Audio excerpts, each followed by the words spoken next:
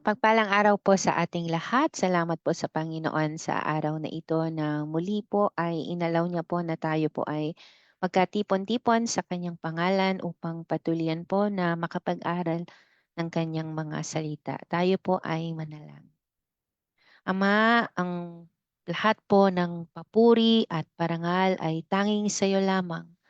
Maraming maraming salamat po sa lahat po ng ginagawa mo po sa aming mga buhay, sa lahat po ng iyong habag, ng kapangyarihan mo po, ng biyaya mo po, Panginoon, sa lahat po ng pagmamahal mo po at pagpapatawad sa amin. Maraming maraming salamat po. Tunay na ikaw lamang ang aming Diyos.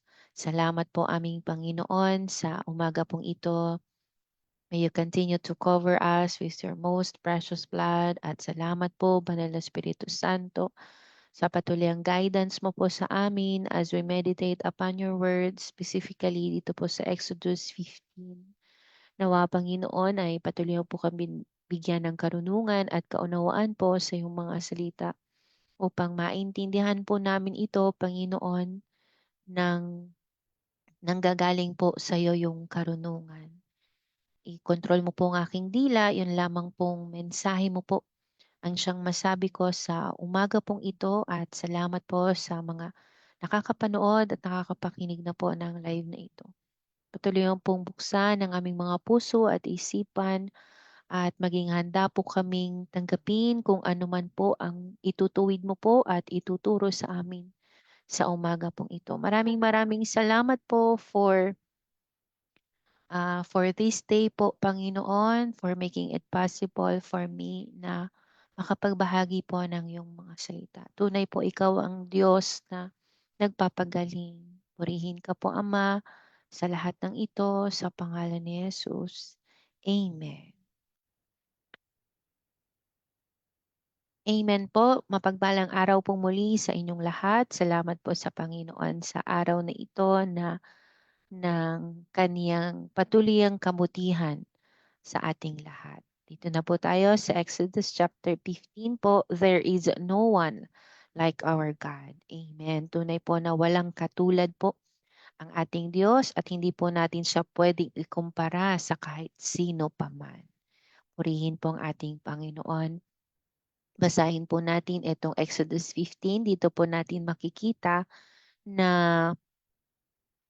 pinapurihan po ng mga Israel and even po ni Moses ang ating Diyos na makapangyarihan sa lahat. Amen. Kasi di po ba ay talagang niloob ng Panginoon na sila ay maligtas po. Kaya ang naging masaya ang naging tugon nila at maganda ang naging tugon nila no po, pagpupuri sa Panginoon. Sabihin mo nga pagpupuri sa Panginoon. Amen. Papuri sa ating Panginoon. Verse 1, ito ang inawit ni Moises at ng mga Israelita para kay Yahweh. Itong si Yahweh ay aking aawitan sa kanyang kinamtang dakilang tagumpay. So after their victory, after po nila dumaan sa tuyong lupa, imagine, talagang kaharap nila yung Red Sea. Pero dahil sa kapangyarihan ng ating Panginoon, nakatawid sila sa tuyong lupa. Imagine, ay um, parang, for example, ngayon nangyari yung paghati, parang kanina lang, basa, parang kanina lang ay ah, tubig yung kanilang nasa harapan. Pero eto, nakalakad sila sa tuyong lupain. Nakatawid sila ng Red Sea. Imagine po yung himala ng Panginoon na talagang ipinakita sa mga Israelita. Ay talaga namang hindi ka nauutusang magpuri sa Panginoon eh. Kung ganito ang himalang gagawin sa iyo ng Panginoon, hindi ka nauutusang magpuri sa Panginoon, di po ba? Hindi ka nauutusang mag-alay ng buhay sa Panginoon. Hindi ka nauutusang gumawa ng mga bagay para sa ikararangal ng Diyos. Hindi nauutusan, katulad nito, hindi na inutusan ang mga Israelita Hindi na kinailangan pang utusan sila ng Diyos na papurihan nyo naman ako. Kundi nagkusa na po, sabihin mo nga kusa. Yes, nagkusa na po ang mga Israelita na umawit ng papuri sa Panginoon. Sabi nga nila, itong si Yahweh aking aawitan sa kanyang kinamtang dakilang tagumpay. Ang mga kabayo't kawal ng kaaway sa pusod ng dagat lahat natabunan. Si Yahweh ang aking kapangyarihan at kalakasan. Siya ang sa akin nagdulot ng kaligtasan. Siya'y aking Diyos na aking pupurihin. Diyos ng aking Ama, aking dadakilain. Siya'y isang mandirigma, Yahweh ang kaniyang pangalan. Amen. Po, purihin ang ating Panginoon. Siya naman po talaga ang makapangyarihan. Siya po ang nagbibigay sa atin ng lakas. Siya din po ang nagdulot ng ating kaligtasan. Po, kaya talagang karapat dapat sa lahat ng pagpupuri ang ating Panginoon. Po, again, yung pagpupuri po sa Panginoon ay hindi lamang po sa pamamagitan ng pag-awit. Hindi lamang po ito sa pamamagitan ng pagtaas ng kamay. Hindi lamang po ito sa pamamagitan ng pagtalon. Lahat po ng ating ginagawang iyon ay manifestation lamang po kung gaano mo kamahal ang Diyos. Ano po? Yung pag-awit, pagpalakpak, pagtaas ng kamay, paglundag, ano po? Pag-iyak sa Panginoon. Lahat po yan ay manifestation lamang ng ating pagmamahal sa Panginoon. Pero ang tunay na pagsamba natin sa Panginoon ay yung mismong buhay natin. Sabihin mo nga, yung buhay ko.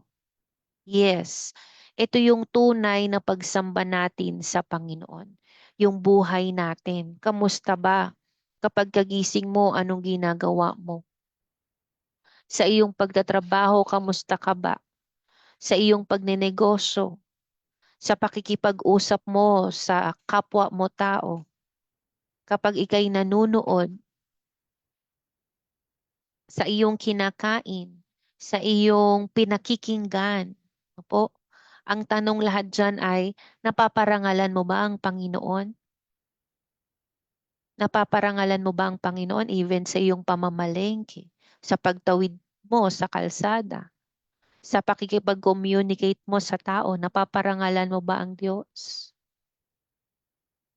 Kasi yun po yung totoong pagsamba, itong mismong buhay natin. Opo, tulungan tayo ng Panginoon. Siya'y isang mandirigma. Yes. No po, talagang makikita natin dito na nagagalit din ang Diyos. Sabihin mo nga, nagagalit din ang Diyos. Hindi lang siya punong-puno ng pagmamahal. Nagagalit din po ang Diyos. No po, hindi po siya may mali, hindi po siya nakikiayon sa masama na may maling ginawa tapos walang kaparusahan. Po, nagagalit din po ang Diyos. Ano po ang pangalan ng ating Diyos? Yahweh ang kaniyang pangalan. Mga karwahit kawal ni Faraon, sa dagat ay kanyang itinapon. Sa dagat na pula na ilibing, mga pinunong Ehipsyo na pawang magagaling. Sa malalim na dagat sila'y natabunan, tulad nila'y batong lumubog sa kailaliman. Ang kanang kamay mo, Yahweh, makapangyarihan. Dinudurog nito ang mga kaaway. Sa dakila mong tagumpay, nilulupig ang kaaway. Sa matinding init ng iyong puot, para silang dayaming tinutupok. Po, talagang pinapurihan po ng mga Israelita kung paano ginawa ng Diyos ang pagliligtas sa kanila. Ano pa po? Nang hipan mo ang dagat, tubig ay tumaas. Parang pader na tumayo. Kailalimay tumigas. No po, para pong ano po, no? Pader, no ba? Tubig. Pero kasi nahati lamang po, hindi naman tinanggal totally yung Red Sea eh. Kundi nahati po ito sa gitna. So talagang tumayo na parang pader. Po, malalim po ang Red Sea. Kasi kung hindi siya malalim, hindi malulunod yung mga karwahe. No po? Hindi malulunod yung mga tauhan ng Faraon. Kung hindi ito malalim, so talagang malalim po ang dagat na ito. Po, ang dagat na tambo kung sa ibang salin at sa ibang salin naman ay dagat na pula. Okay po. Grabe po, no? Grabing kapangyarihan ang ipinakita talaga ng Diyos. Wika ng kaaway, habulin ko sila at huhulihin. Kayamanan nila'y aking sasamsamin. At sa tabak kong hawak sila'y lilipulin. Po, talagang makikita natin dito na pwede talaga na pag-isipan tayo ng masama ng kahit na sino. Tayong mga anak ng Diyos. Pwede silang mag-isip ng masama. Pero nasa kamay pa rin ng Diyos kung iaalaw ito ng Diyos. Kasi ito yung wika na sinabi po ng mga Ehipsyo. Po, nahahabulin nila ang Israel ang mga Hebreyong ito, hahabulin nila, huhulihin nila, kukunin nila ang kayamanan, po, lilipulin nila ang mga taga-Israel, ang mga Israelita. Yun yung kanilang kaisipan. Pero nangyari po ba ito? Hindi po. Dahil anumang kaisipang masama toward sa mga anak ng Diyos, hanggat hindi ito niloloob ng Diyos, hindi ito mapapangyari. No po, ang galing na po. Kaya talagang karapat-dapat po na pagtiwalaan ang Diyos. Karapat-dapat pong pumanatag sa harapan ng Panginoon. Kasi talagang secured tayo sa Panginoon. Opo, siya yung security natin. Hindi yung ating sasakyan, hindi yung ating bahay, hindi ang kung ano mang meron tayo, kundi ang Panginoon lang po talaga ang ating seguridad sa buhay na ito. Sabi nga, so ano no, ang sama ng isipan ng Ehipsyo sa mga Israelita. Po, ang masama yung kanilang pakay o yung plano.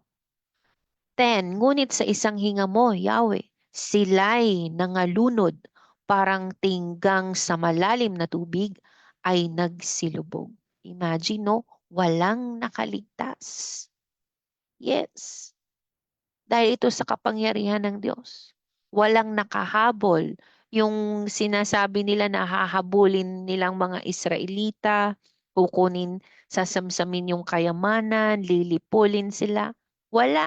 Ni isa man dito sa masamang plano nila, hindi nila nagawa sa mga Israelita. Bakit po? Dahil kasama nila ang Diyos. Dahil hindi inalaw ng Diyos. Ano po? Dahil kontrolado ng Diyos ang lahat ng bagay, kapatid. Tanggapin mo man ito o sa hindi, kontrolado ng Diyos ang lahat ng bagay. Po. At ang lahat ng inaalaw ng Panginoon na mapangyari sa ating mga buhay ay para po din sa ating ikabubuti. Lahat ng mga nagmamahal sa Panginoon. Purihin ang ating Panginoon. At alam niyo po ba, based po sa studies, no po, ay talagang may mga nakitang ah, gulong o mula po sa karwahe dito po sa kailaliman ng Red Sea. Grabe, no po? Grabe. Ibig sabihin, totoo ang salita ng Diyos. Etong panahon natin ito, yes, nagkaroon sila ng studies doon sa Red Sea kung totoo nga na may kung totoo nga na nangyari etong nasa Exodus. And yes, totoo po. No po? Grabe, no po? Grabing kapangyarihan ng Panginoon. Ipinapakita na totoo talaga ang mga nababasa natin dito sa salita ng Diyos. Totoo siyang nangyari. Grabe, no po. Salamat sa Panginoon. 11, Ikaw, Yahweh, sino sa mga Diyos ang iyong kagaya? Sa kabanalay dakila at kamangha-mangha, sa mga himalay di mapantayan, sa kababalaghan ay di matularan. Nang iyong iunat ang kanan mong kamay, nilamon ng lupa ang aming mga kaaway. Sa iyong katapatan, bayan mong tinubos ay inakay. Tungo sa lupang banal, sila'y iyong pinatnubayan. Ito yung rason ng Panginoon kung bakit niya iniligtas ang mga Israelita. Hindi dahil sa hindi dahil sa mababait ang mga Israelita, hindi dahil sa marami sila, hindi dahil sa kung anong meron sila. Iniligtas sila ng Diyos dahil tapat ang Diyos.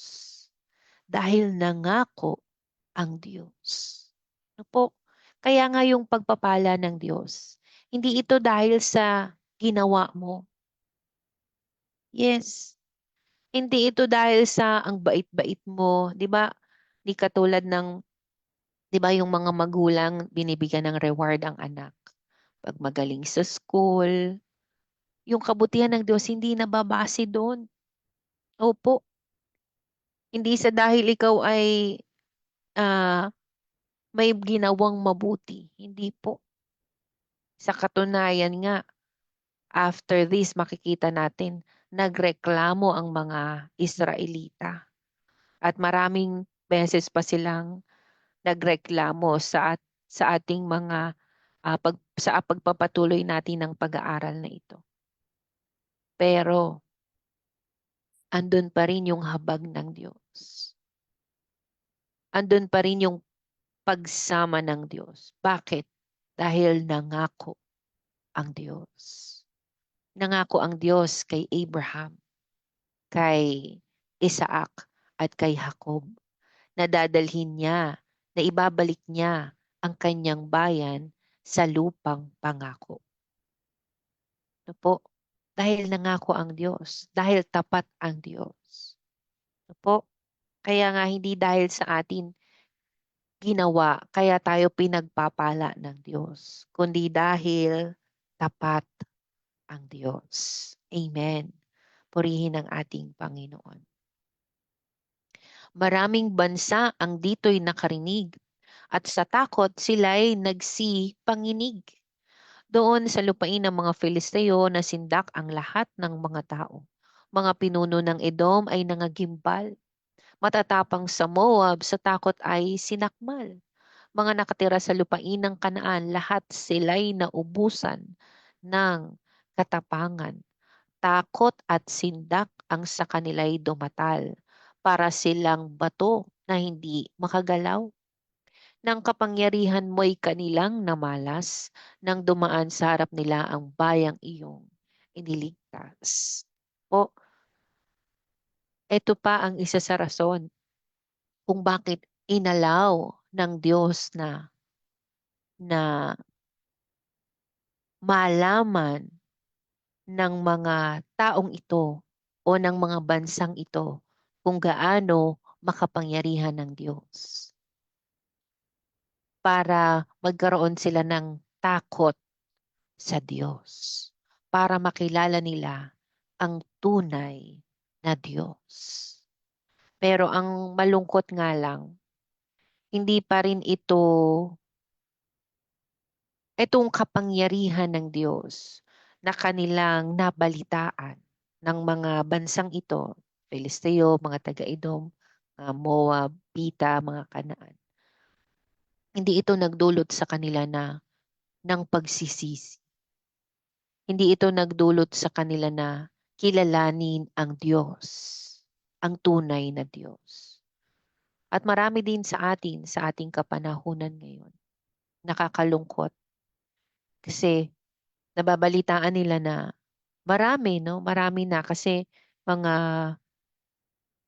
mga post sa FB. Hindi na ngayon natatakot. Dati natatakot ang tao na makilala siya as siya ay born again. Dati. po ah, may ganong panahon. Natatakot na malaman na sila'y born again.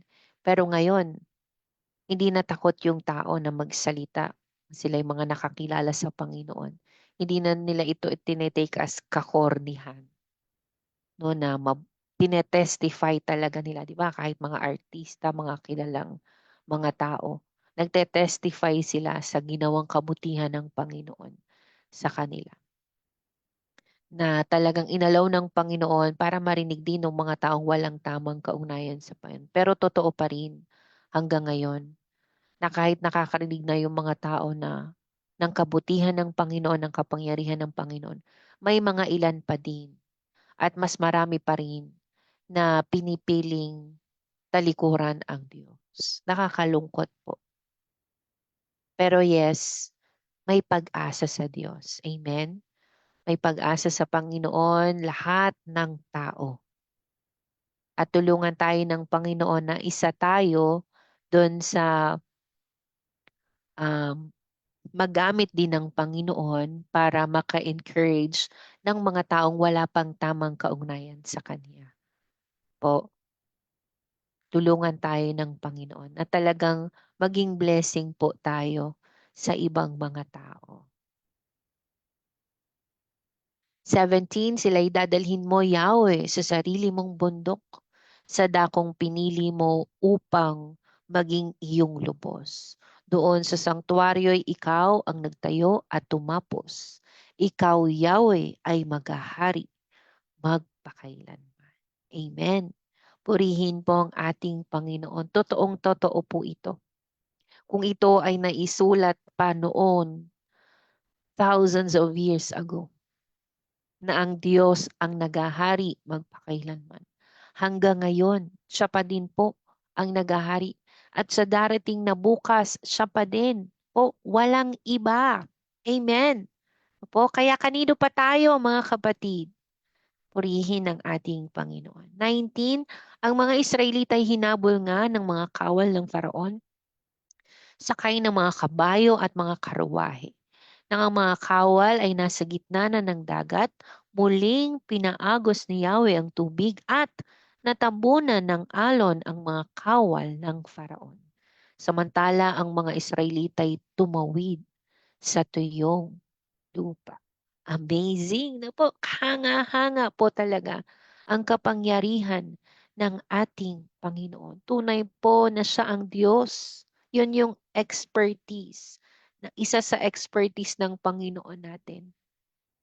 No po, siya ang Diyos ng mga imposibleng bagay. No po, yung imposible, ginagawa niyang posible. No po,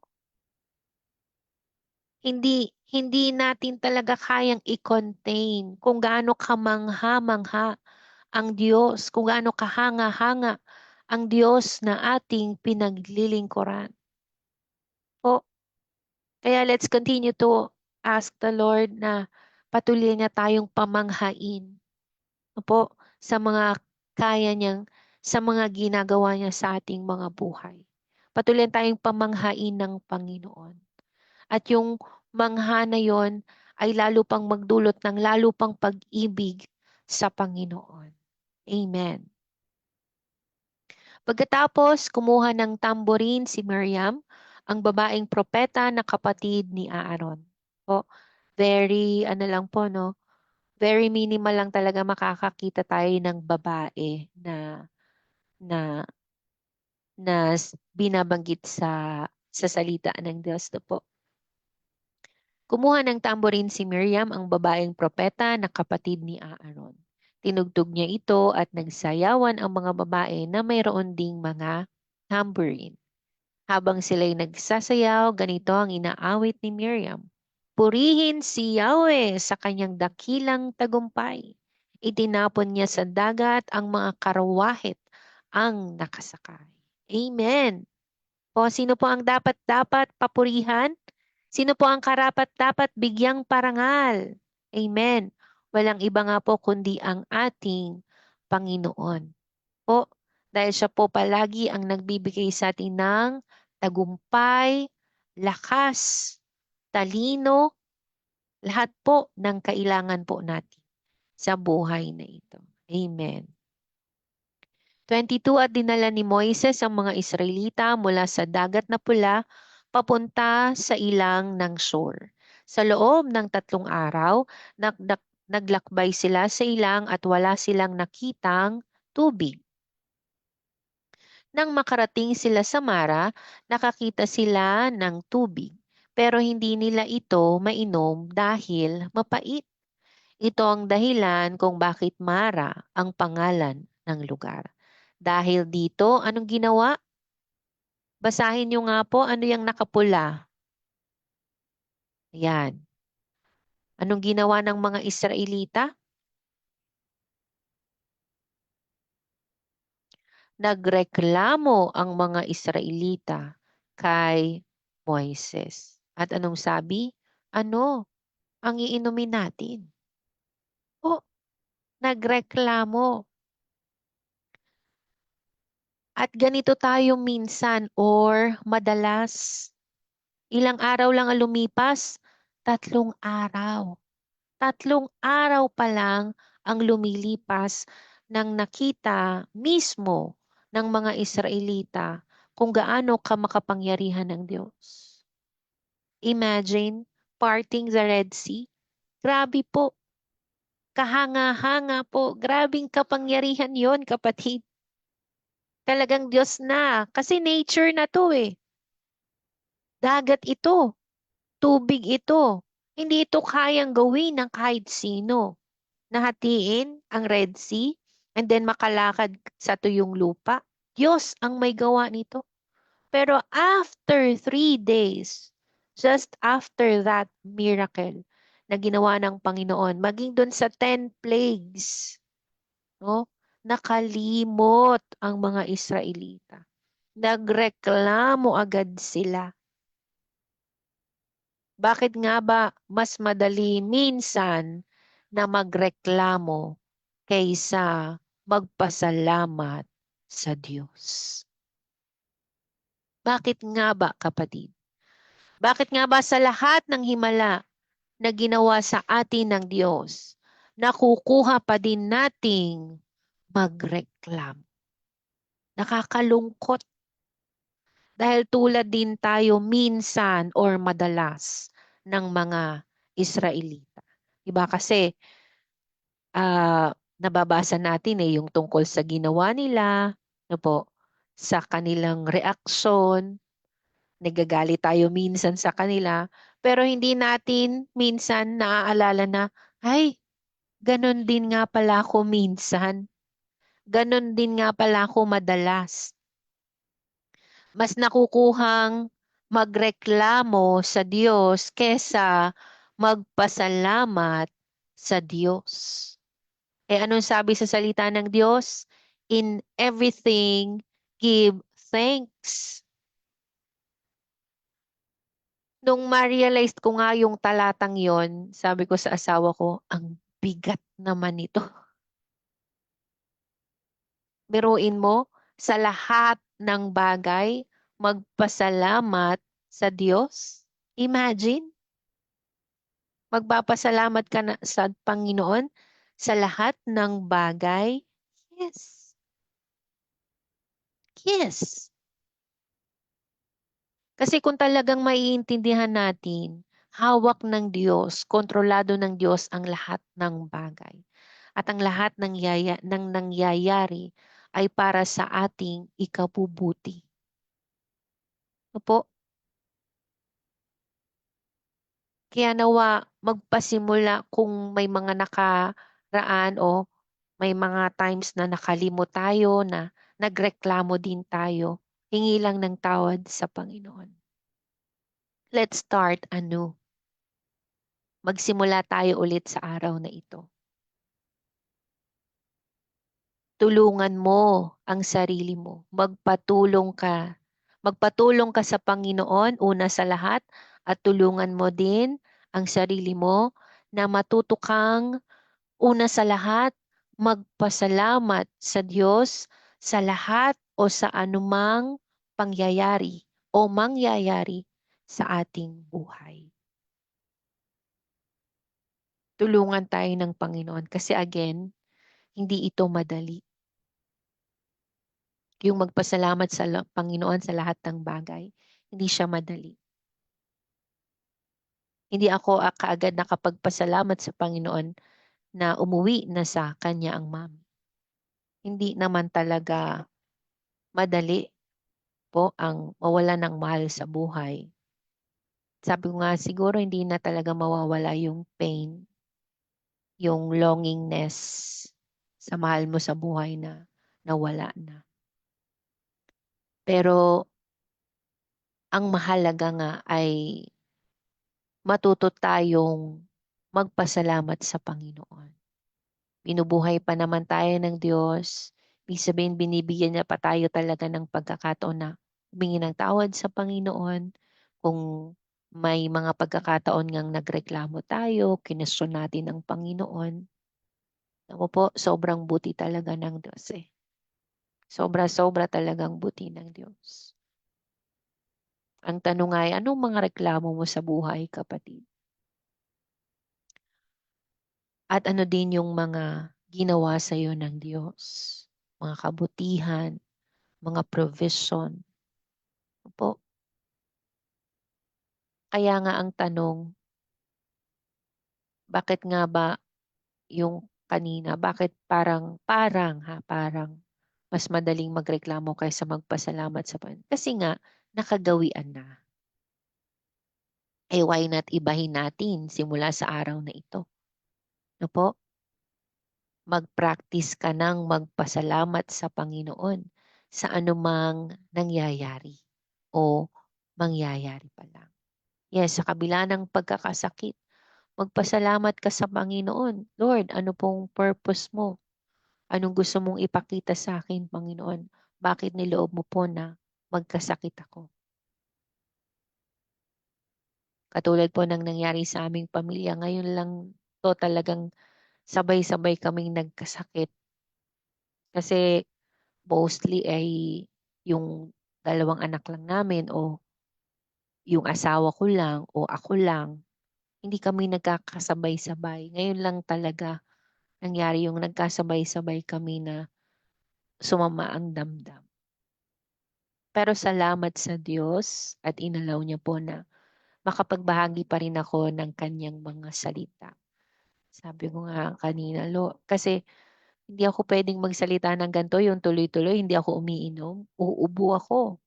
Pero dahil sa kapangyarihan ng Diyos, eto, nakakapagsalita po ako ng tuloy-tuloy. Alam niyo po, dahil yan talaga sa Panginoon. Sabi ko nga, Lord, ito nga yung dagat, hinati mo, nakatawid yung mga Israelita. Hindi, ito din, Lord, kasi yung salamat sa Lord, hindi naman ako nilagnat. Yung mga anak ko on and off yung lagnat. Asawa ko nilagnat din. Hindi ako nagpapasalamat sa Panginoon na nagkaroon sila ng lagnat. Ang ipinagpapasalamat ko sa Panginoon, yung kagalingan. Yung kagalingan. At ang ipinagpapasalamat ko sa Panginoon ay kahit masama din ang aking damdam, nitong mga nakaraang araw ay hindi niloob ng Lord yung masamang masama talaga. Talagang nakakapagluto pa rin, nakakapamalengke pa din. Kaya pa din yung gumawa sa loob ng bahay, makapag-alaga pa rin ng anak. Salamat sa Panginoon. Po, talagang alam nyo, mas marami talaga tayong maipagpapasalamat sa Panginoon. Po, tulungan tayo ng Panginoon. Matuto talaga tayong magpasalamat kaysa po magreklamo. So anong nangyari? No po, nagreklamo ang mga Israelita kaya humingi ng tulong si Moises sa Panginoon. Kasi napakarami ng mga Israelita, nag-iisa lang siya. So talagang humingi siya ng tulong sa Panginoon at ipinakita ng Panginoon sa kanyang isang putol ng kahoy. Grabe, putol itong kahoy na to, no? Inihagis ito ni Moises sa tubig at nawala ang pait ng tubig. Grabe! Kamangha-mangha po, no? Putol na kahoy Po, pinakita ng Panginoon sa kanya yung putol na kahoy. So, pinahagis niya ito kay Moises doon sa tubig at nawala ang pait ng tubig. So, nakainom ang mga Israelita. Grabe po, no? Another kamangha-mangha at kahanga-hangang himala ng Panginoon sa mga Israel. Grabe po, no? Purihin ang Panginoon. Sabi dito, doon ibinigay ng Panginoon ang tuntunin at kautosang ito para subukin ang katapatan nila sa Kanya. So talagang alam niyo po, yung mga testings na inaalaw ng Panginoon, ano nilalabas talaga nito yung totoo nating ugali. Ano, lumalabas talaga yung totoo nating ugali kapag andyan na yung mga testings. Kapag may mga biglang pangyayari na, no, lumalabas yung totoo nating ugali kung prayerful ba talaga tayo. Kung talaga bang ang Panginoon ang ating pag-asa. Yan, lumalabas talaga po. Kaya salamat sa Panginoon sa mga testings kasi diyan tayo sineshape ng Diyos. Diyan talaga tayo natututo po. Diyan po talaga tayo lumalago dahil sa mga testings na inaalaw ng Panginoon. Mga testings kung talagang matapat ba tayo sa Panginoon. Ang sabi pa dito ng ating Panginoon sa mga Israelita, kung susundin ninyo ako ng buong puso, ang Panginoon na inyong Diyos at ang Panginoon, wait lang, kung susundin ninyo ako ng buong puso, ang Panginoon na inyong Diyos at gagawa ng mabuti sa aking paningin at susundin ang aking mga kautusan at tuntunin, hindi ko kayo padadalhan ng mga karamdaman gaya ng ipinadala ko sa mga Ehipsyo.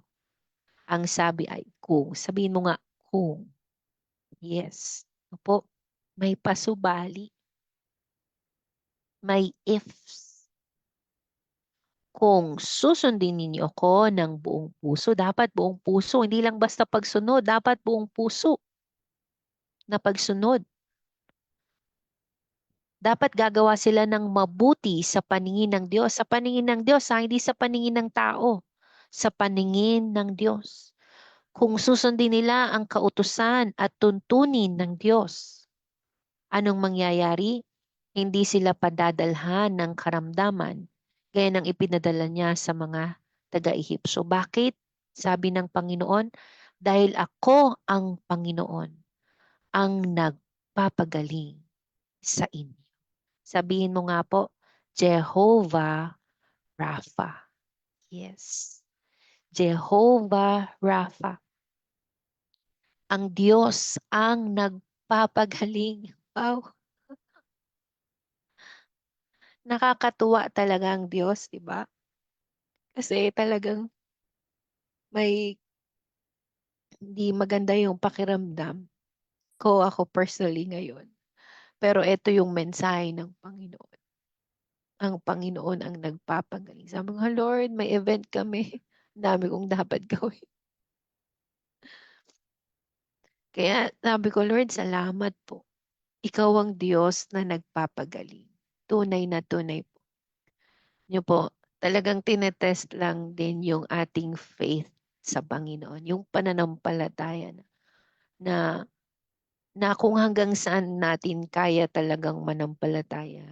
Sabi nga, hindi ko talaga kaya, Lord, na manampalataya. Pero tulungan mo po kami. Kasi lalo na kapag talagang nakita mo visibly na may sakit, may dinaramdam, masama ang pakiramdam, di ba? Parang lang naman. Parang ang hirap manampalataya na nagpapagaling ang Diyos.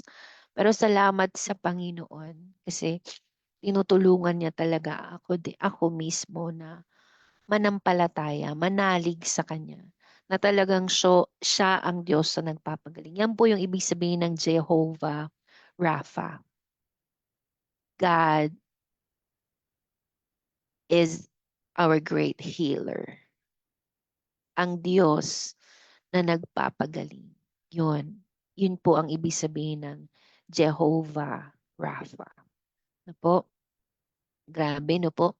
Dito po sa Mara, ni-reveal ng Panginoon ang kanyang sarili na siya ang Diyos na nagpapagaling. Kaya talagang napakarami, sobra-sobrang benepisyo po ang ang pagkakaroon ng tamang kaugnayan sa Panginoon. So, ibig sabihin, kapag hindi nila sinunod ang Diyos na nagmumula sa kanilang mga puso, kapag hindi nila pinanginoon ang nag-iisang Diyos, kapag hindi sila gumawa ng mabuti sa paningin ng Diyos, kapag hindi sila sumunod sa kautusan at tuntunin ng Diyos, ibig sabihin, padadalhan sila ng Diyos ng karamdaman. Po, etong pagiging Jehovah Rapha ng ating Panginoon ay nakadepende po sa pagsunod ng mga Israeli. Kaya nga ang makikita natin dito na talagang napakahalaga ng pagsunod sa Diyos. Sabihin mo nga, napakahalaga ng pagsunod ko sa Diyos. Yes. Kasi dito nakasalalay yung health. Biruin mo yung health, 'di ba? Sabi nga health is wealth, 'di ba? Nagpapasalamat. Maraming ang tao yung nagpapasalamat sa Panginoon. Nasa kabila ng kanilang paghihirap, di sila nagkakasakit. Kasi totoo yun. Kapag may sakit ang tao, mahirap gumalaw talaga.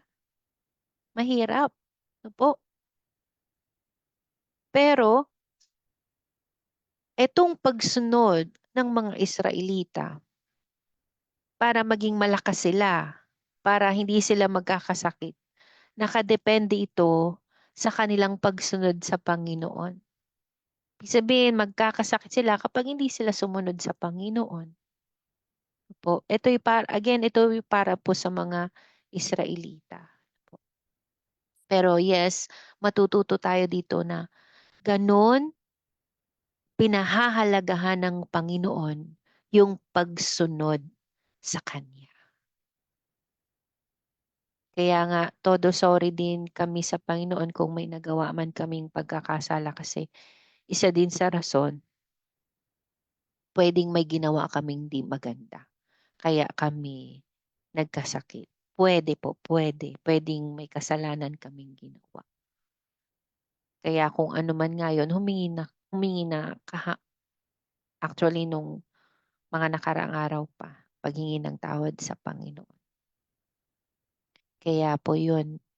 So, every time na magkakasakit po tayo kasi talagang ano po nakatungtong tayo sa lupa. Hindi tayo exempted sa kasamaan ng mundo ito.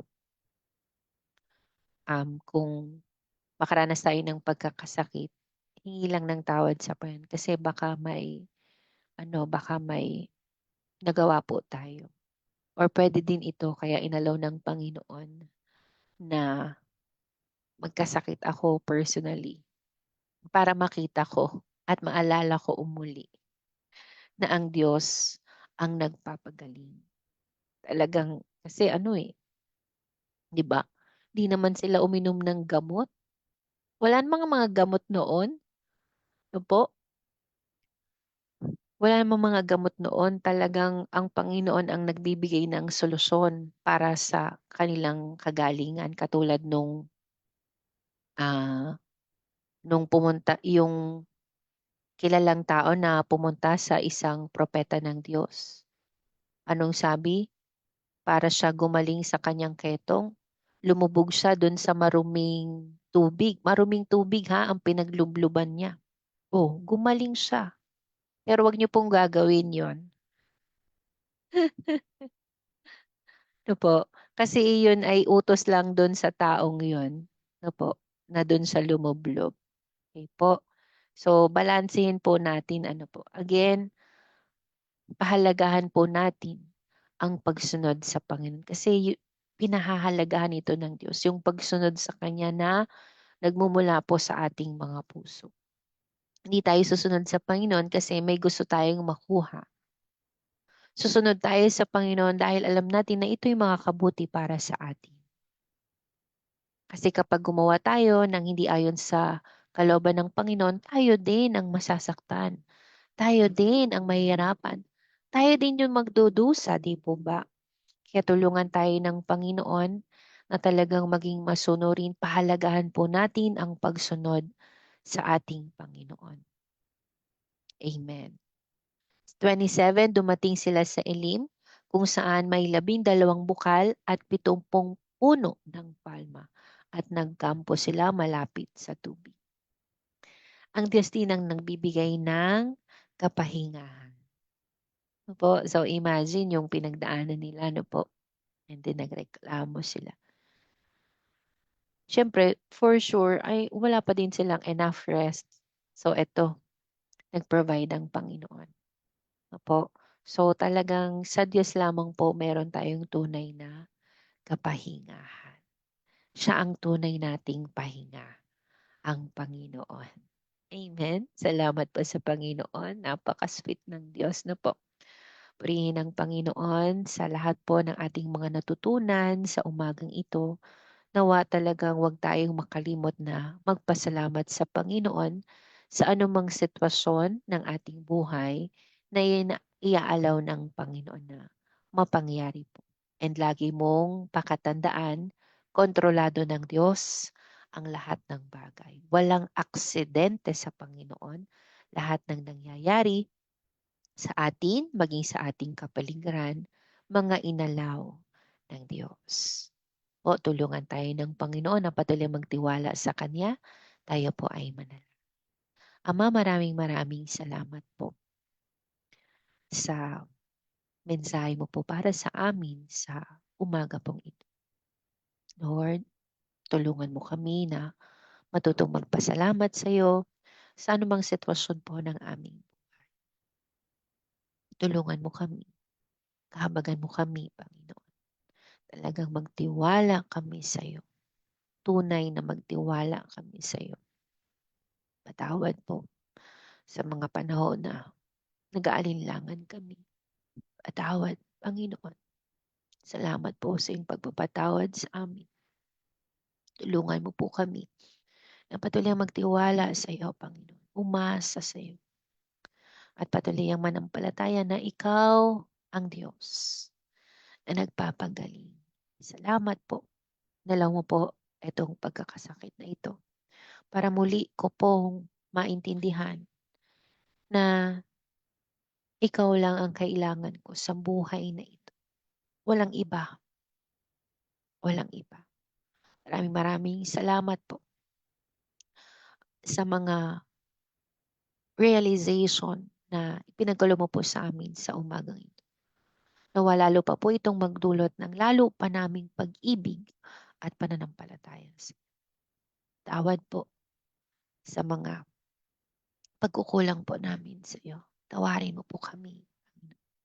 Salamat po. Patuloy ka naming papupurihan, pasasalamatan, at pag-aalaya namin ng buhay. Patuloy mo din katagpuin ang pangailangan po ng aking mga kapatid sa mga oras na ito. Salamat po sa mga testings, trials na pinagkakaluho po sa bawat isa sa amin. Salamat din po. Ikaw din ang nagbibigay sa amin ng kapahingahan. Purihin ka po, Ama, sa lahat ng ito. Maraming maraming salamat po.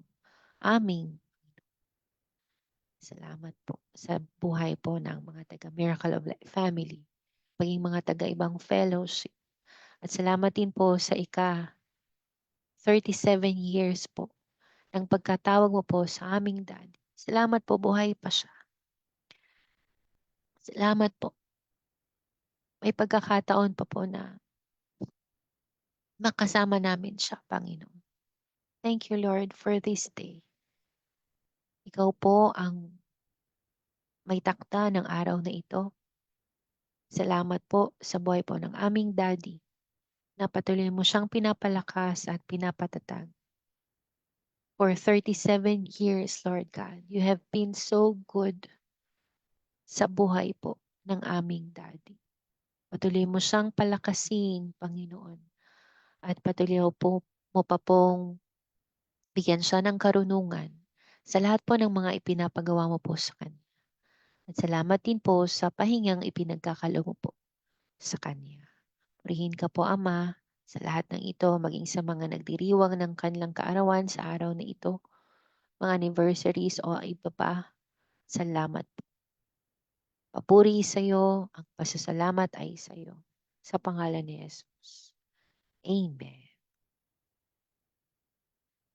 Amen. Purihin po ang ating Panginoon. Salamat po sa Panginoon sa buhay po ng ating Daddy. Happy anniversary po, Daddy. Salamat po sa Panginoon sa inyo pong buhay na patuloy nakatalaga po para kay Kristo. September 27, 1987 po nang tawagin ng Diyos ang ating Daddy. So 37 years na po siya sa paglilingkod niya sa Panginoon. Purihin po ang ating Panginoon. Salamat po sa Panginoon. Hindi pa rin po nagre-resign ang Daddy. Talagang buhay niya na ang paglingkuran ang Diyos. Amen. Salamat din po sa Panginoon sa buhay po ng ating Nanay Nelia, ng ating Papa Mar, maging ni Dyke. Salamat sa Panginoon sa buhay mo po. Salamat din po sa buhay po ng aking ate at ng kanyang pamilya, ni Deng at ni Lucille, maging ni Micah at ng kanyang buong pamilya. Salamat din sa Panginoon sa buhay ng Pastor Lito at ang kanyang buong pamilya. Salamat din po sa tuloy-tuloy na kagalingan ng aking nag-iisang asawa at ng aming mga anak. Salamat din po sa Panginoon sa buhay po ng ating Nanay Rebecca Caime, ng nag-iisang pong asawa at ng inyo pong buong pamilya. Nanay Lorna Gayas, ng inyo pong nag-iisang asawa, ng inyo pong mga anak, maging ng mga apo at apo ni Nanay Vicky. Salamat din po sa Panginoon sa buhay po ng ating Ate Irene, ng inyo pong dalawang anak, at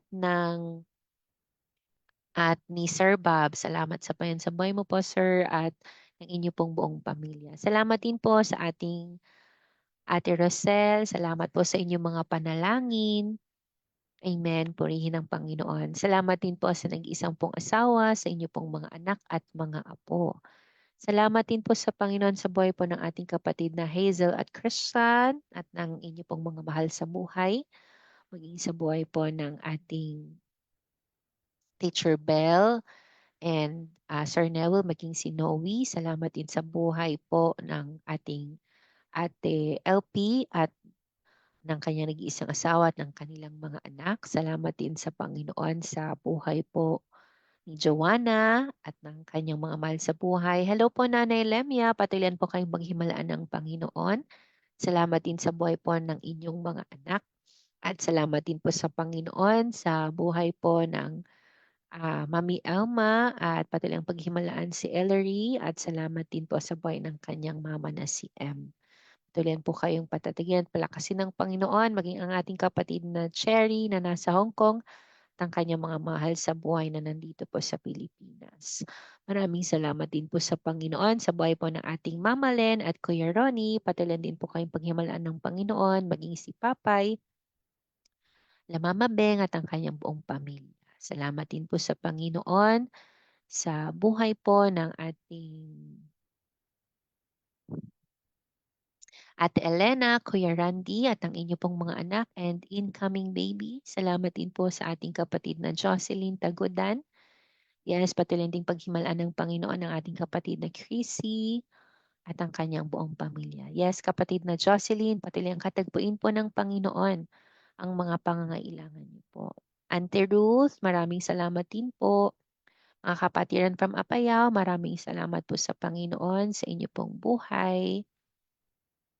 Tuloyan po kayong samahan ng Panginoon at loobin ng Lord na makarating po kami dyan sa Apayao. Amen. Salamat din po sa lahat po ng mga nakapanood at nakapakinig. Everyday po ang live at 7:30 a.m. And mamayang gabi, loobin ng Lord na magkasama-sama po tayo and may meeting din po tayo. Palagi po Sa Diyos ang kapurihan.